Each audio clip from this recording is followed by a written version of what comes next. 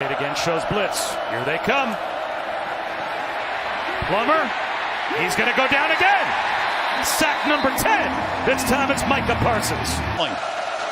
Low snap. Pickett hands to Davis, but immediate penetration by Micah Parsons, who led the team in tackles last year. Turnover here if you're Michigan. Patterson from the pocket. Flushed. Chased down by Parsons. Is he playing fast tonight or what? Penn State linebacker Micah Parsons. Okay. When I started studying him back in 2019, I actually pulled up my notes here. Very athletic, true sideline to sideline player, like somebody that can get, chase plays down from the backside, that can fill stuff and fit against the run front side. He's athletic enough in coverage that he can fit the mold of a 3-down linebacker in today's National Football League. You don't have to take him off the field on third downs. He's somebody that can play in sub packages, can play in base packages, can be athletic, can play in space. Linebackers are need for the Philadelphia Eagles. I don't think anybody will deny that.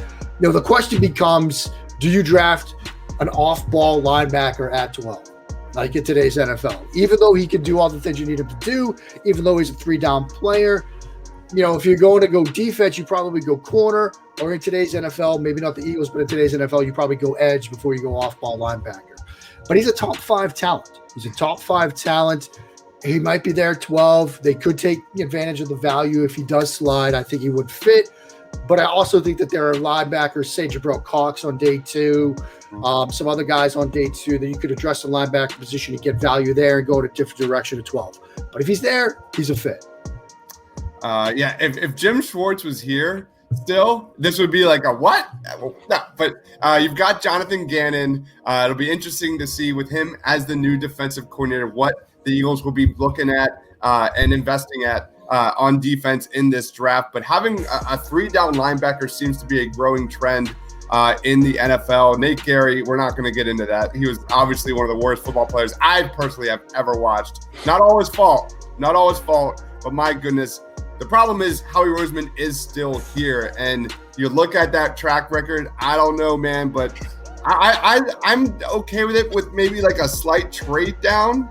I mean that's certainly an option. Like if you slide back a couple of spots, say there's a quarterback available at 12, and New England wants to come up and get him.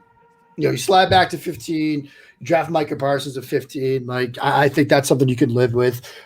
Pick up an additional, that third rounder of New England's at 96, maybe a future third or something as well. I don't think you're going to get a first rounder, but maybe, who knows? But yeah, it's the value of an off-ball linebacker. Like off-ball linebackers, interior defensive tackles, generally speaking, those guys are sliding. Even tremendously talented players like Micah Parsons. I think he can do it all. I think he's like the modern NFL linebacker.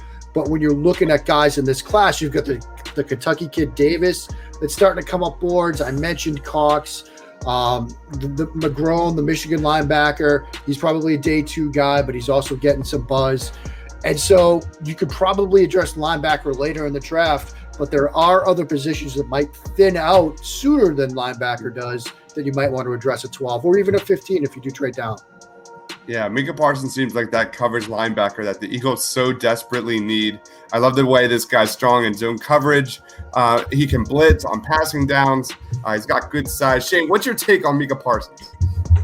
I know we talk a lot about Jim Schwartz with the Eagles not looking at linebacker, but I mean, the reality is that that's more of a Howie Roseman thing than even just Jim Schwartz. I mean, you look at going back to, I think it's like 2005, the Eagles have only spent a 2nd-round pick 2 times on a linebacker, much less spending a 1st-round pick on one. And so I think he's a good value. I do think moving to that cover 2 type of scheme, linebackers got to become more important. You're taking a guy out of the box, so you've got to still be able to stop the run without that +1 in the box. And you need that guy in the middle that can sort of drop it deeper into the hole. So I do think linebacker is more important in this scheme, and I think the Eagles have undervalued it for far too long.